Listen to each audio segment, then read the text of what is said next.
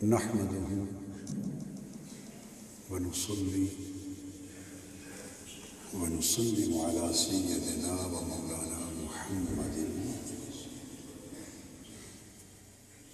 رسوله النبي الأمين المكين الحنين الكريم الرؤوف الرحيم. أما بعد، فأعوذ بالله من الشيطان الرجيم. بسم الله الرحمن الرحيم.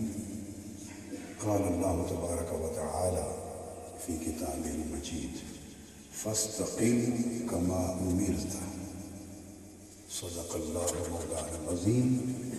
وقال سيدنا رسول الله صلى الله عليه وآله وسلم: قل آمنت بالله ثم استقم، أو كما قال.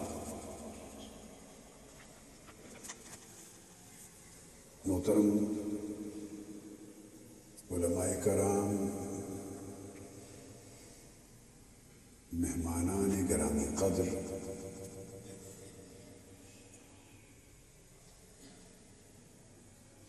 معزز خواتین و حضرات، عزیز طلباء و طالبات اور جملہ حاضرین و سامعین، اللہ رب العزت کا شکر ہے جس کی توفیق سے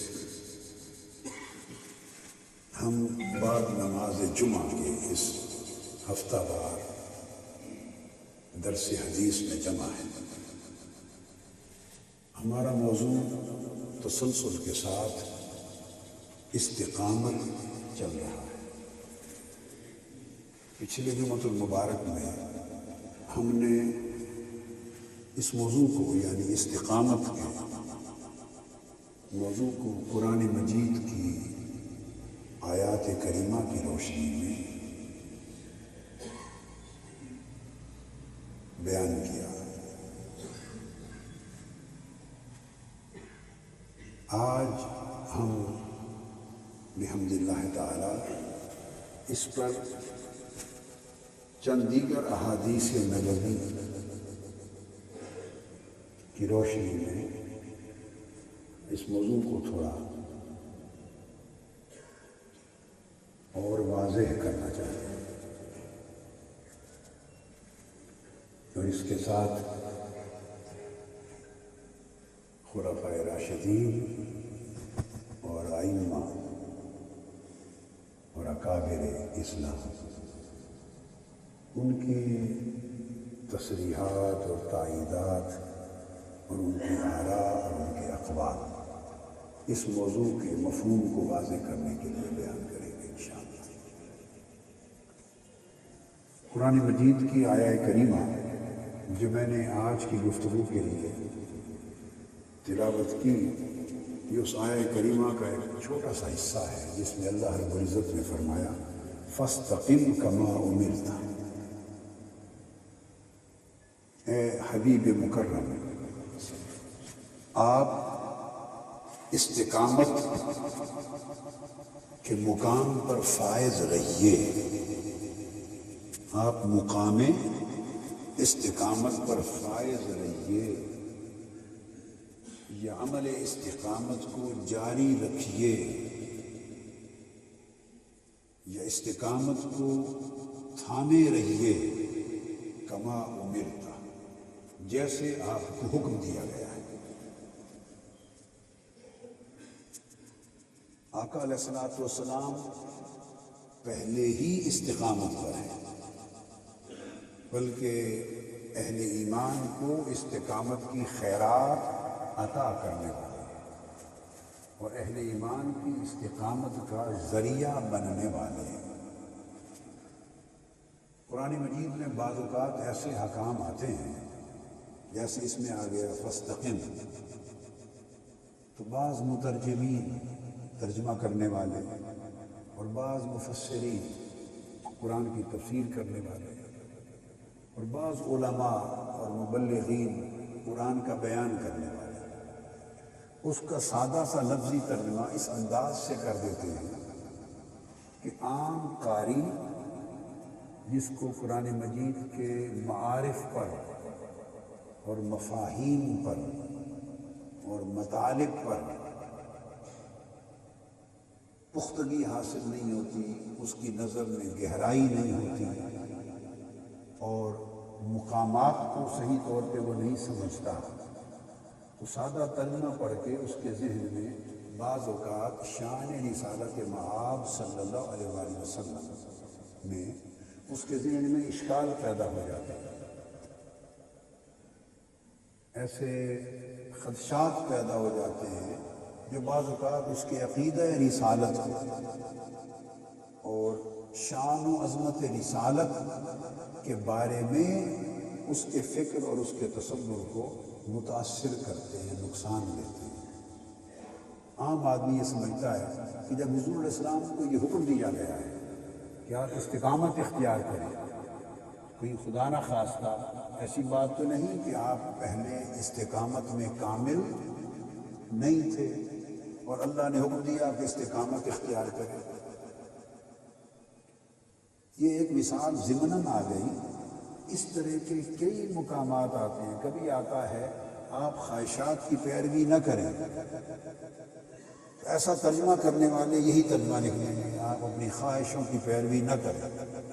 عام قاری پڑھ کے یہ سمجھے گا کہ معاذ اللہ کہیں آقا علیہ السلام کو اپنی خواہش نفس کی پیروی سے روکا گیا ہے، اور وہ یہ معنی اخذ کرے گا کہ وہ بشر تھے معاذ اللہ، اور ان کی زندگی میں بھی خواہشات کی پیروی کا امکان یا رجحان یا احتمال تھا، اس سے روکا گیا ہے۔ اس سے شان رسالت میں نقص وارد ہوتا ہے اور عقیدہ آقا علیہ السلام کی عظمت کا کمزور ہوتا ہے۔ کبھی ایسا ارشاد آ گیا کہ یہ کافر جو کچھ آپ سے کہتے ہیں آپ ان کی پیروی نہ کریں، تو مترجم جو ہی لکھ دیتے ہیں کہ آپ ان کافروں کی باتوں کی پیروی نہ کریں، ان کے پیچھے نہ چلیں۔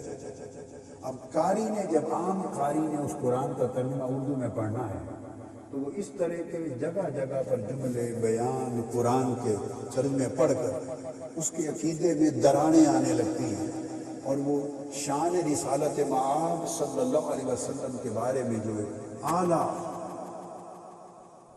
عقیدہ رکھتا ہے اس میں خرابی جنم لیتی ہے، اور یہاں سے اسے ہم سری کا کہ ہمارے جیسے تھے، کوئی کمزوری تھی، کوئی نقص تھا، اس قسم کے خیالات اس کے اندر جراثیم بن کے داخل ہوتے اور رفتہ رفتہ اس کے ایمان کو غارت کر دیتے۔ اس طرح کے ترجموں کی کوئی کمی اس دنیا میں نہ تھی۔ یہ ان اسباب میں سے ایک سبب بنا کہ میں نے قرآن مجید کا ایک نیا ترجمہ کیوں لکھا۔ بہت سے اسباب ہیں مگر ان میں سے ایک سبب یہ بھی تھا، اور ایسے مقامات جن کے ترجمے کو بڑی احتیاط سے کرنا ضروری تھا، یہ میں بہت سے اسباب میں سے صرف ایک قسم، ایک سبب بیان کر رہا ہوں۔ سب یہی وجہ نہیں ہے، سب کچھ ایک سبب ہے، اور اس سبب کو جو میں بیان کیا، اس نوعیت کے کافی مقامات قرآن مجید میں ہیں کہ جن کا ترجمہ کرتے ہوئے مترجم اور مفسر اگر قرآن مجید کے پورے سیاق و سباق اور جملہ تفاسیر اور جملہ معارف قرآن کو اپنے قلب اور دماغ اور دل اور روح میں باطن میں سموئے بغیر اور شان رسالت مآب کی کامل معرفت کے بغیر اگر ترجمہ کر دے اور ادب رسالت کو ملحوظ رکھے بغیر اور ربط بین الرسالت والالوہیت، رسول اور خدا کے درمیان جو ربط و تعلق ہے اس کو سمجھے بغیر، اور اس مخاطبہ کے اندر جو حکمت ہے کہ اللہ حضور سے کس طرح خطاب کرتا ہے اور ہر طرح کے خطاب کی حکمت اور منشا کیا کیا ہوتی ہے، ان چیزوں کو سمجھے بغیر جب ترجمہ کرے گا تو خود بھی ٹھوکر کھائے گا اور پڑھنے والوں کو بھی گمراہ کرے گا۔ تو یہ ایک سبب تھا بہت سے اسباب میں سے قرآن مجید کا نیا ترجمہ عرفان القرآن لکھنے کا، اور ایسے مقامات قرآن مجید میں تقریباً 250 کے قریب۔ کتنے؟ 250 صرف اس طرح کے مقامات ہیں قرآن مجید میں کہ جن کی آیتوں کا ترجمہ کرنے کے لیے ایسی حزم و احتیاط کی ضرورت ہے جو اکثر مترجمین میں نہیں تھی۔ اب آپ کے پاس یہ عرفان القرآن آیا ہے، اس نے پورے 250 مقامات سے آپ کو اس طرح گزار دیا ہے جیسے کامل ایمان والے پل صراط سے گزر جائیں، نہ پھسلیں گے، نہ کٹیں گے، نہ گریں گے، نہ لٹکیں گے۔ اور رب سلم کی آواز آ رہی ہوگی، مولا میرے محبوب کو سلامتی سے گزار، اور رب سلم کی آواز میں وجد کرتے رقص کرتے گزر جائیں گے۔ یہ جو مشکل مقامات تھے اس کے پڑھنے والے انشاءاللہ وجد کرتے گزر جائیں گے۔ یہ ایک ضمناً ایک بات آ گئی تو یہ کوئی 250 یا 200 کے قریب آیات ہیں اس مقامات ہیں۔ کتنے؟ 250 سے 200 تک۔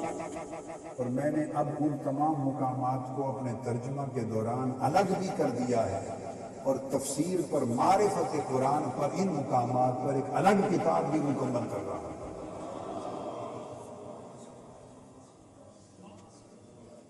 اور اس کا نام رکھ رہا ہوں، قرآن کا تو نام ہے نا عرفان القرآن، اور اس کا نام رکھ رہا ہوں العرفان لمن قرأ القرآن۔ کیا؟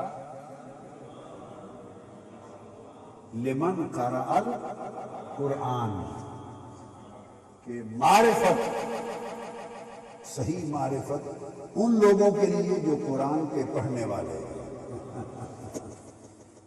تو ارشاد فرما، اس لیے میں نے ترجمہ کیا، یہ نہیں کیا کہ آپ استقامت اختیار کیجیے جیسے حکم دیا گیا ہے، نہیں، تو میں نے ترجمہ کیا فاستقم کما امرت، کہ آپ استقامت پر قائم رہیے۔ فرق آ گیا نا، استقامت اپنائیے اور دوسرا استقامت پر قائم رہیے، یا ثابت قدم ہو جائیے یا ثابت قدم رہیے۔ فرق آ گیا نا، تو ثابت قدم رہیے کا مطلب ہے کہ آپ پہلے سے ہی ثابت قدم ہیں، بس اس عمل کو جاری رکھیے اور کسی کی پرواہ مت کیجیے، جیسے آپ کو حکم دے دیا۔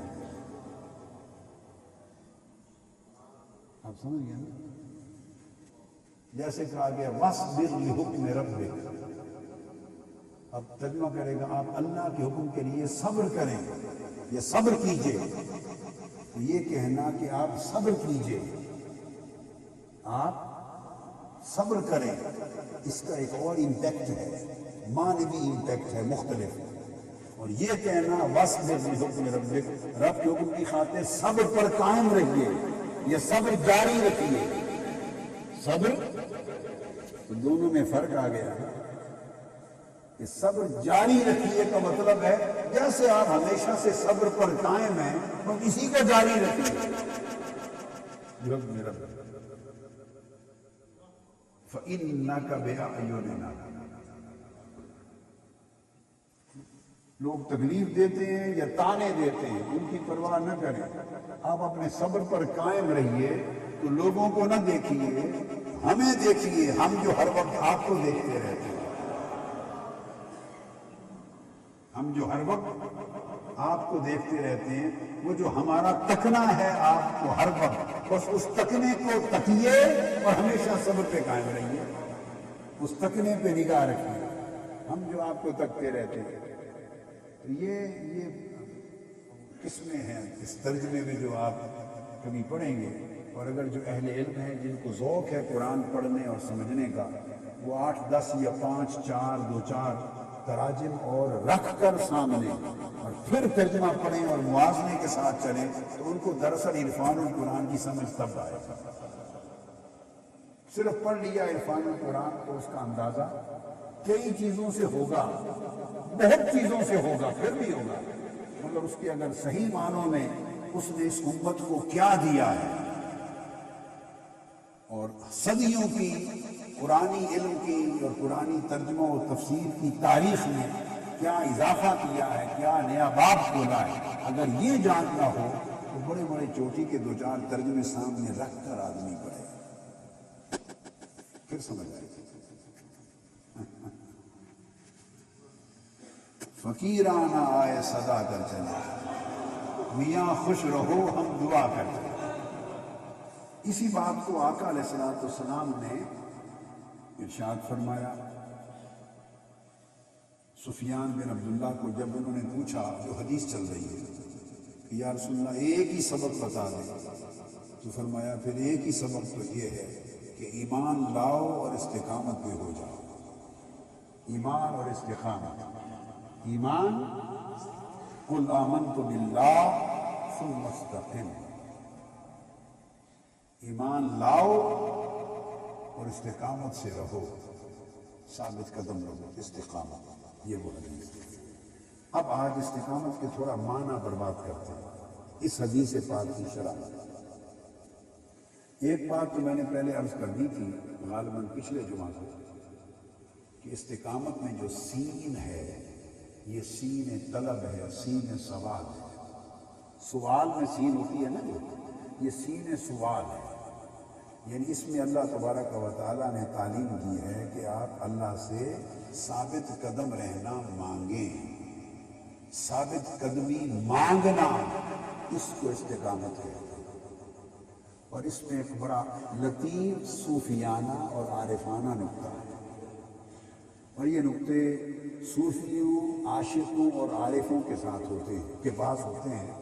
بالعموم عالموں کے پاس، عالموں کا عالم اور ہوتا ہے، اور صوفیوں عاشقوں کا عالم، اور دونوں کی دنیائیں مختلف، پرواز ہے دونوں کی اسی ایک فضا میں، پرواز ہے دونوں کی اسی ایک فضا میں، پر کرگس کا جہاں اور ہے، شاہی کا جہاں اور۔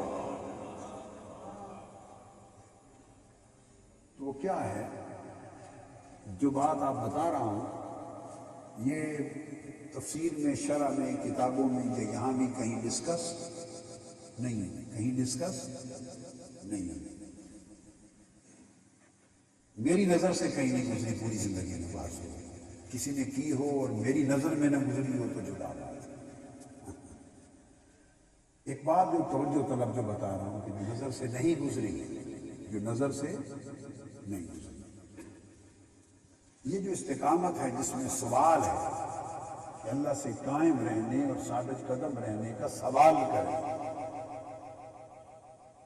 اس استقامت کی ترکیب کے اس میں مانگنا ہے، سوال کرنا ہے، اس میں راز استقامت ہے، اس میں راز استقامت ہے۔ اگر استقامت میں سوال نہ ہو تو پھر مقام ہوگا، اگر سوال نہ ہو تو پھر ثابت قدم رہنا، یہ استقامت ہوگی۔ میری بات سمجھیں، ثابت، اگر اس میں سوال مانگنا نہ ہو تو پھر معنی بنے گا استقامت کا ثابت قدم رہنا۔ آپ سمجھ گئے نا؟ تو یہ بندے کا حال ہے یا مقام ہے، بندے کا حال ہے یا مقام ہے۔ اس ثابت قدم رہنے پر جب سین لگ گیا تو یہ سوال بنا، مانگنا ہوا، طلب کرنا ہوا، سوال کرنا ہوا، مانگنا ہوا، تو مطلب ہے اپنا حال اور مقام نہ رہا، اپنا حال اور مقام نہ رہا۔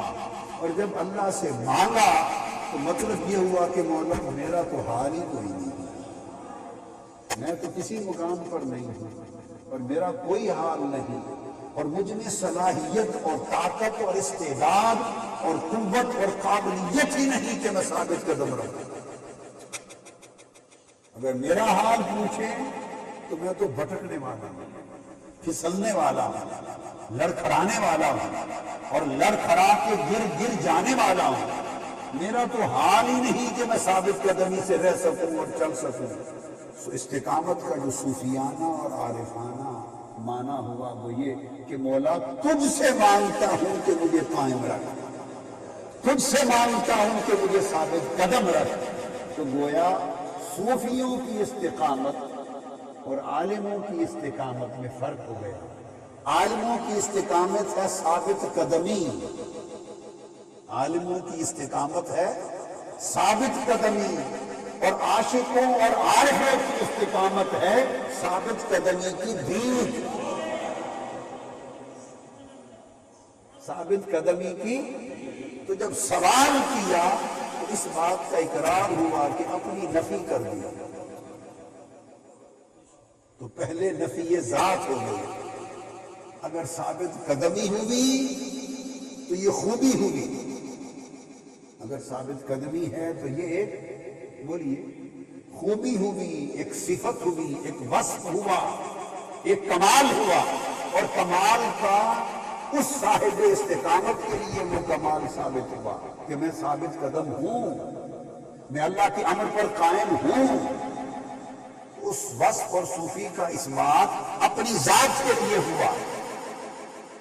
صوفی لوگ اپنی ذات کے لیے اس بات نہیں کرتے، اپنی ذات کے لیے اس بات، اسی کو صفا کہتے، اسی کو صوفی کہتے ہیں، اسی کو صفائے قلب۔ وہ تب ہوتا ہے کہ اپنی ذات کے لیے اس بات بھی مٹ جائے۔ تو عارفانہ معنی یہ ہوا کہ میں ثابت قدم نہیں ہوں، اس قابل بھی نہیں ہوں کہ مولا تیرے امر پر قائم رہوں، ثابت قدم رہوں، تیرے امر پر قائم رہوں، دائم رہوں، قابل نہیں ہوں، اس لیے کہ مجھ میں نہ صلاحیت ہے، نہ طاقت ہے، نہ استعداد ہے، نہ میری طبیعت کا رجحان ہے، نفس مجھ پر غالب ہے، شہوت مجھ پر غالب ہے، معصیت گناہ مجھ پر غالب ہے، میں ڈوبا جا رہا ہوں، پھسلا جا رہا ہوں، لڑکتا جا رہا ہوں، گرتا جا رہا ہوں، مولا میں کچھ نہیں ہوں، اور اب یوں کر کہ مجھے بھیک دے دے کہ میں ثابت قدم رہوں۔ تو گویا جب عارفوں کی استقامت ہے تو اس میں اپنی ہر صفت کی نفی اور مولا کی خیرات، مولا کی بھیک، مولا کی بھیک۔ تو لوگوں جو زندگی اس کی بھیک سے گزارتا ہے وہ کبھی لڑکھڑاتا نہیں، یہ بات ہے۔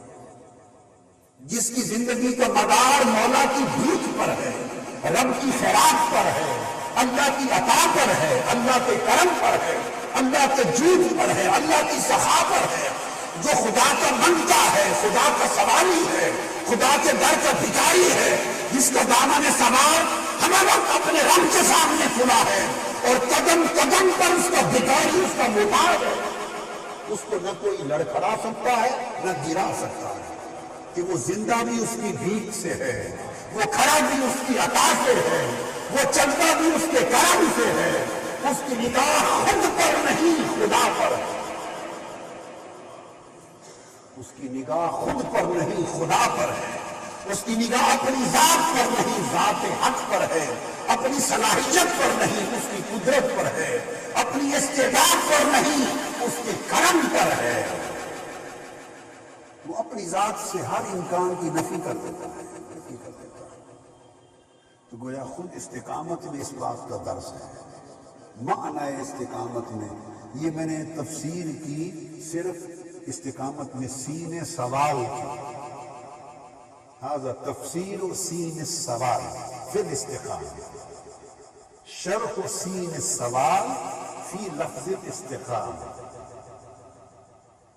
لماذا ورد حرف السين في الاستقامة، وهذا الفرق بين الإقامة والاستقامة، والفرق بين القيام والاستقامة، هناك إثبات الإقامة لذاته، وفي الاستقامة إذا مبني على الثبات إلى الله، وهذا مبني على النفي من كل الصفات لذاته۔ یہی فرق ہے مغفرت اور استغفار، مغفرت ہے بخشش، اور استغفار ہے بخشش مانگنا۔ اس آ گیا نا، استغفار مغفرت مانگنا، آپ سمجھے، مغفرت مانگی تو استغفار بن گئی، استغفار ہو گیا کہ میں بخشا ہوا نہیں ہوں، بخشش کے لائق نہیں ہوں، تو مجھے بخش دے،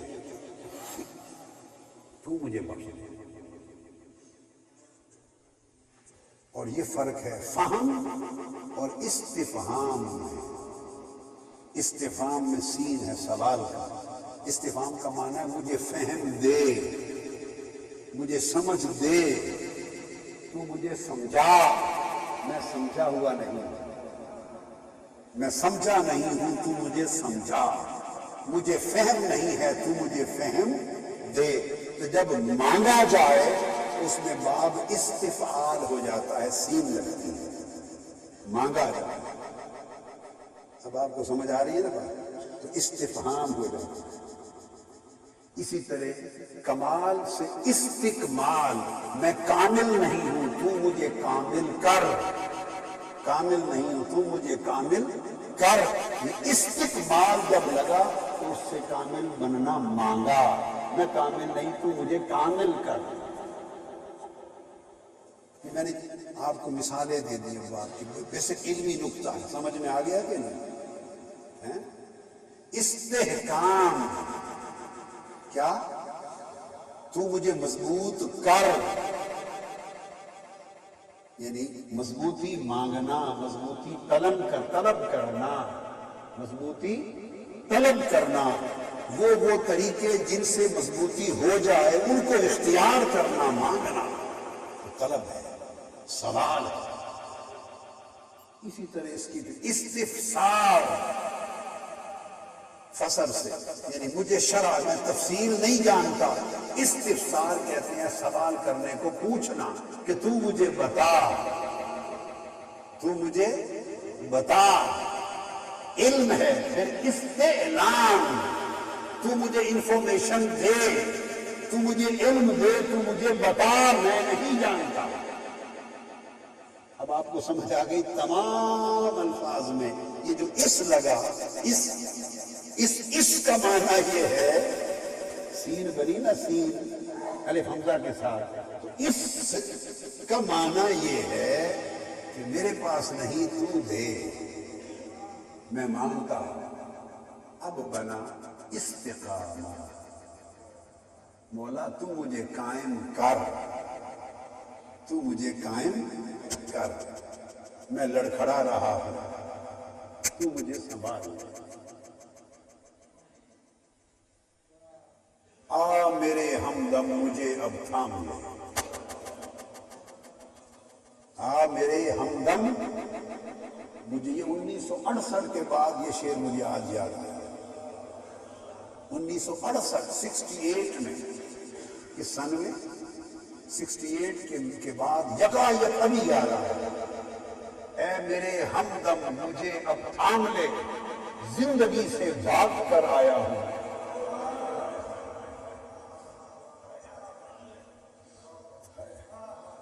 اے میرے ہمدم مجھے اب تھام لے، زندگی سے بھاگ کر آیا ہوں.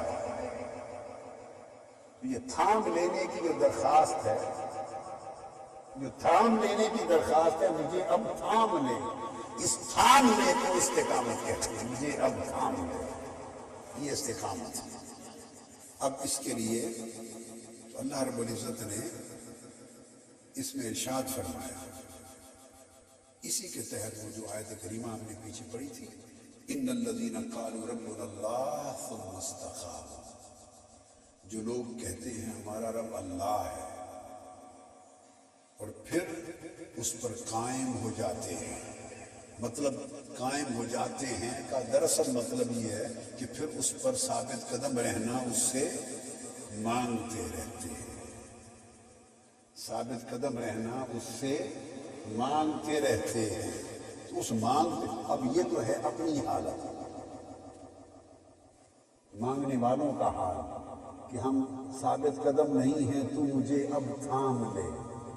اب تھام لینے سے بھی سنیں، وہ کہتا ہے جو مجھ سے میرا تھامنا اور تھام لینا اور مجھ سے ثابت قدمی مانگتے رہتے ہیں، وہی تو ثابت قدم ہے. اس لیے اس کا معنی ثابت قدم کیا جاتا ہے. یہ جو معنی کیا جاتا ہے نا کہ پھر ثابت قدم رہتے ہیں، کہتے ہیں ہمارا رب اللہ ہے اور پھر وہ ثابت قدم ہو گئے. جو استقامت بمانا ثابت قدمی ہے، یہ اس کا انعام ہے. وہ یوں کہتا ہے کہ جو مجھ سے میرا تھام لینا اور مجھ سے ثابت قدمی مانگتے رہتے ہیں. فرماتا لوگوں یہی تو ثابت قدم ہے، یہی لوگ ثابت قدم ہیں. ان سے پوچھا مولا ثابت قدم کون ہے؟